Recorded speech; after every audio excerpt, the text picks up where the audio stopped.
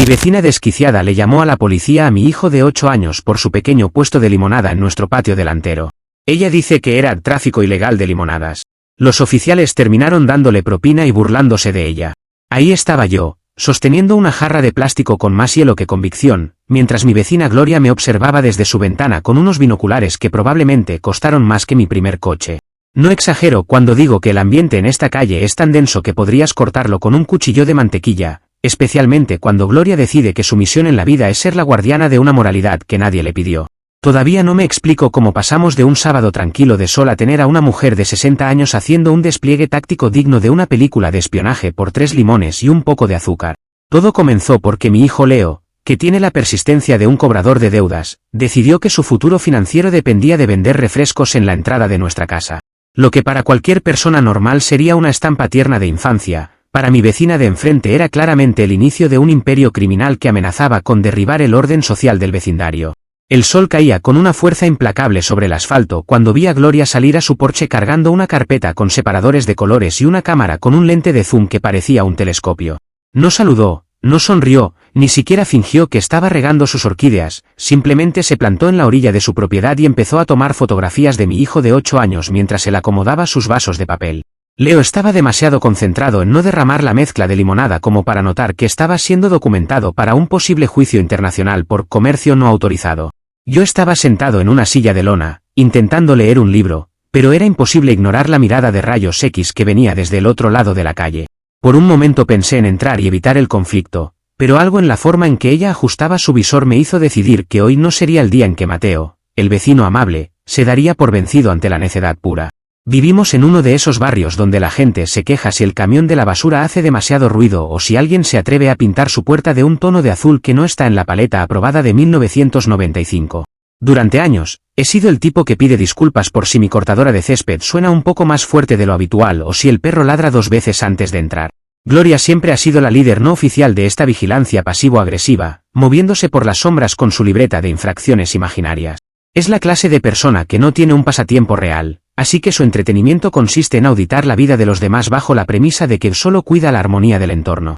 Leo, por otro lado, solo quería recaudar suficiente dinero para comprarse una consola de videojuegos que ha estado persiguiendo desde Navidad. Para él, ese puesto de limonada era una empresa multinacional, para Gloria, era una mancha de aceite en su obra maestra de perfección suburbana. La tensión alcanzó su punto máximo cuando Gloria cruzó la calle con la determinación de un general marchando hacia la batalla, sosteniendo su libreta como si fuera un escudo sagrado. No caminaba, desfilaba, y su expresión me dijo inmediatamente que no venía a comprar un vaso de cortesía ni a preguntar por la receta familiar.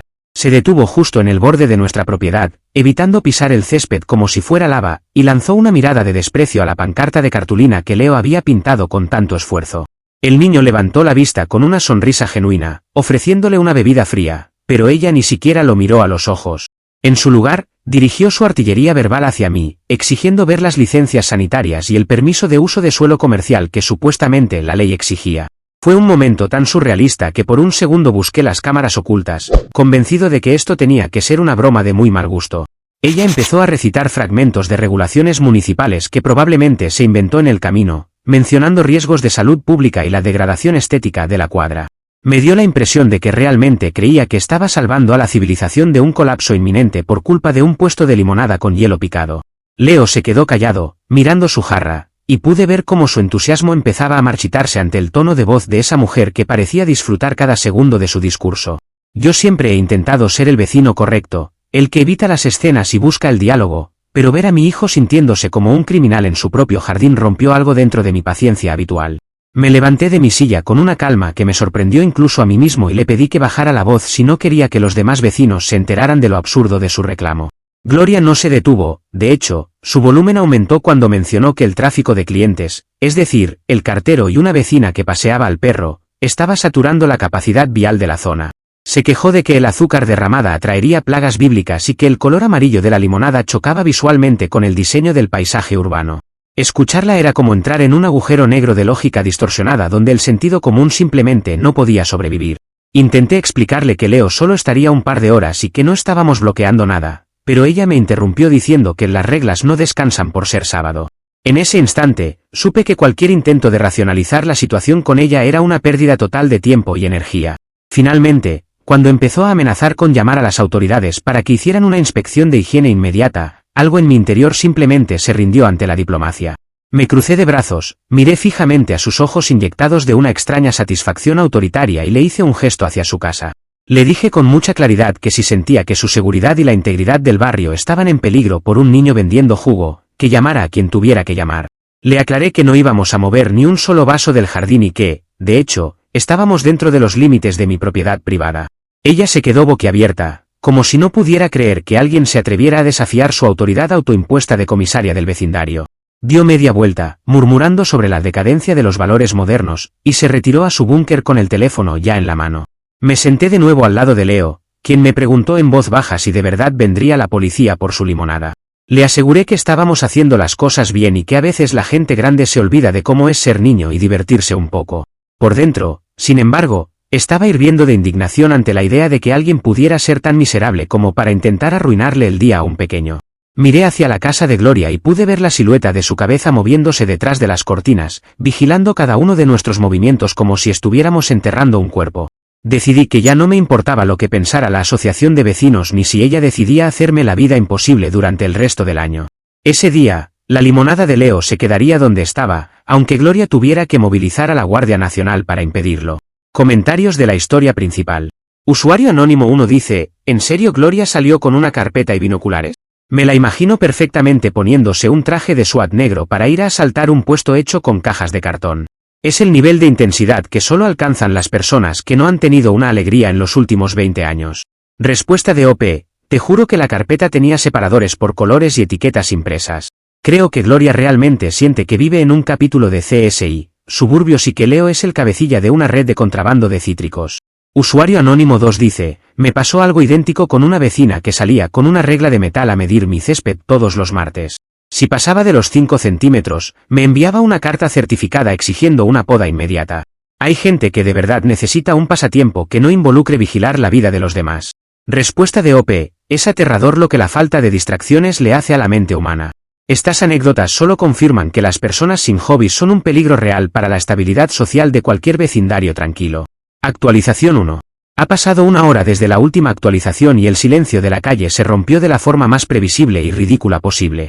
Un coche de patrulla dobló la esquina lentamente, con las luces apagadas, y se detuvo justo enfrente de nuestra entrada, bloqueando parcialmente el acceso a los puestos de tráfico ilegal de mi hijo.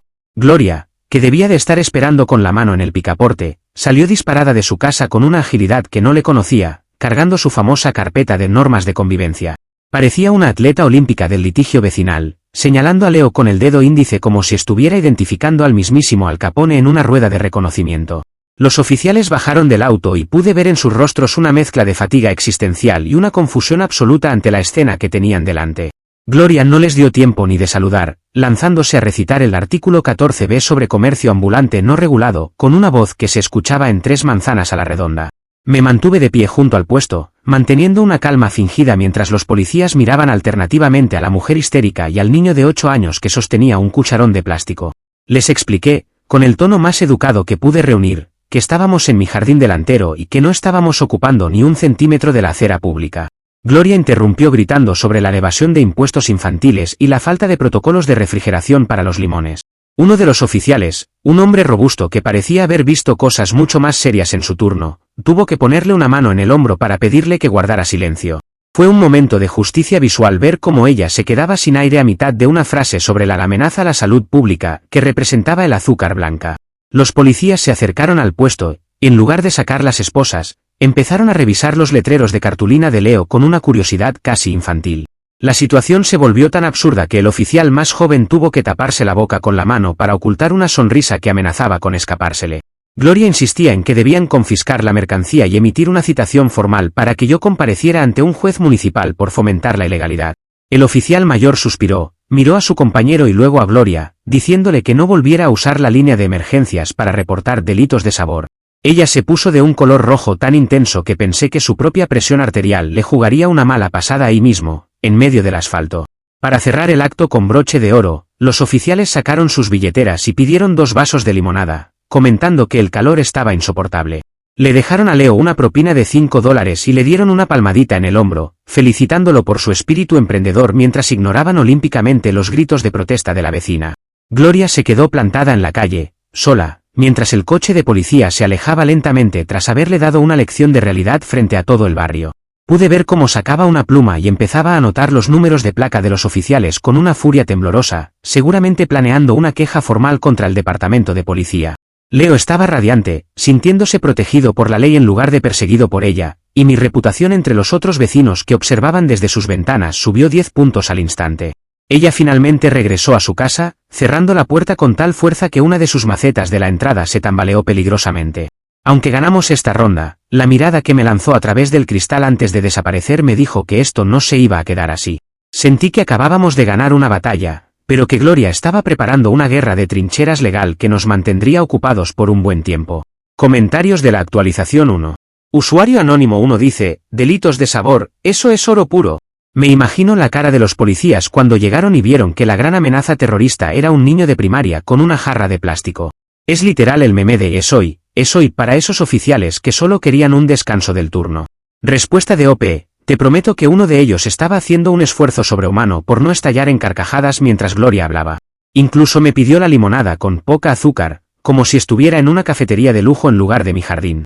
Usuario Anónimo 2 dice, ¿pero legalmente no necesitas algún tipo de permiso para vender aunque sea en tu patio? Sé que Gloria es una exagerada, pero a veces las ciudades se ponen muy pesadas con el tema de las ventas sin registro. No me sorprendería que ella tenga razón en algún punto técnico muy rebuscado. Respuesta de OP. Es posible que en algún manual de 1950 diga algo, pero el sentido común debería estar por encima de la burocracia extrema en un barrio residencial. Los policías básicamente le dijeron que no les hiciera perder el tiempo con niñerías técnicas. Actualización 2. Han pasado 3 días desde la última actualización y el conflicto ha escalado de un drama callejero a una guerra burocrática de proporciones épicas.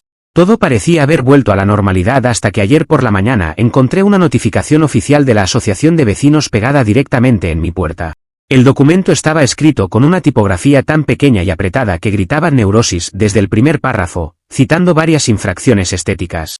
Gloria no se dio por vencida con la policía, así que decidió usar su influencia en la junta para atacarme desde otro ángulo más administrativo. No conforme con la nota en mi puerta, empezó a enviar correos masivos a todo el vecindario con fotos de Leo y su puesto de limonada. En los mensajes, alegaba que la presencia del puesto atraía elementos indeseables y que el flujo de gente devaluaba seriamente el valor de las propiedades circundantes. La respuesta lógica ante una vecina que intenta sabotear el proyecto de verano de un niño es, por supuesto, redoblar la apuesta de forma organizada. Decidí que si ella quería un conflicto logístico basado en reglas comunitarias, le daría exactamente lo que estaba pidiendo. Organicé un día de la limonada comunitaria a través del grupo de WhatsApp del barrio, invitando a todos los padres a traer a sus hijos con sus propios puestos a mi jardín.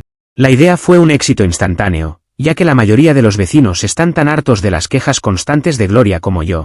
Ella se enteró del plan, y en un intento desesperado por boicotear el evento, decidió que la calle frente a su casa era zona de exclusión. Su estrategia consistió en colocar todos sus botes de basura estratégicamente en el asfalto para evitar que cualquier visitante pudiera estacionarse cerca de mi propiedad. El problema de Gloria es que su deseo de controlar el espacio público terminó chocando con la logística municipal de la forma más satisfactoria posible. Al colocar los botes de basura fuera de su lugar habitual para bloquear la calle, quedaron fuera del alcance del brazo mecánico del camión recolector. El camión pasó justo antes del evento y, al ver los botes mal ubicados, simplemente los ignoró y siguió de largo con su ruta. Ese día la temperatura subió hasta los 30 grados y el olor de los desperdicios de Gloria empezó a emanar una fragancia encantadora justo frente a su ventana abierta. Yo me senté en mi porche con un ventilador y un vaso de limonada bien fría, observando cómo su propia táctica de bloqueo se convertía en un castigo olfativo. Los niños se divertían, el barrio estaba lleno de vida y Gloria tenía que soportar el hedor de su propio sabotaje mientras nos vigilaba con rabia. El caos ya no era solo por una simple bebida, Gloria estaba declarando una guerra de guerrillas contra la lógica más básica de convivencia. Su cara de asco cada vez que el viento soplaba hacia su casa era el mejor recordatorio de que el karma a veces llega con olor a restos de comida orgánica. A pesar de la peste que ella misma generó, el evento fue un triunfo total y Leo logró recaudar casi la mitad de lo que necesita para su consola. Sin embargo, recibí un mensaje privado de otro vecino advirtiéndome que Gloria es la secretaria de actas de la asociación y que tiene una relación muy cercana con el presidente de la junta. Parece que ella está usando la asociación como si fuera su club de fans personal para validar sus obsesiones de control. Ahora me preparo para el siguiente movimiento, porque sé que una mujer capaz de vivir con olor a basura solo por fastidiar no se va a detener tan fácilmente. Comentarios de la actualización 2. Usuario Anónimo 1 dice, el bloqueo sanitario de Gloria es de lo mejor que he leído en mucho tiempo. Intentó salvar el valor de su casa y lo único que logró fue que oliera a vertedero municipal durante todo un fin de semana caluroso. La ironía se escribe sola en estos casos de necedad extrema. Respuesta de OP, fue justicia poética instantánea.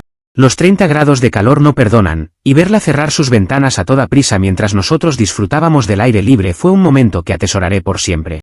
Usuario Anónimo 2 dice, ten cuidado si ella tiene poder en la asociación de vecinos, porque esas personas pueden hacerte la vida imposible con multas ridículas. Seguro que es la típica que tiene un romance con el presidente o que le hornea galletas para que le firme cualquier locura. Respuesta de OP, me confirmaron que ella básicamente maneja al presidente a su antojo, usándolo como un sello de goma para sus caprichos. Es su pequeño feudo de poder y piensa defenderlo con uñas, dientes y actas notariales. Actualización 3.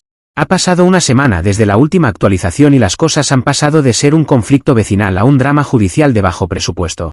Gloria forzó una reunión de emergencia de la Junta de Vecinos, alegando que la integridad estructural y estética del barrio estaba bajo un ataque inminente. Se presentó en el salón comunal acompañada por un consultor legal que, juzgando por sus manos temblorosas y su traje que le quedaba grande, era claramente su sobrino haciendo prácticas. Ella llegó armada con un proyector, una pantalla portátil y una presentación de diapositivas que debió tomarle noches enteras de trabajo obsesivo.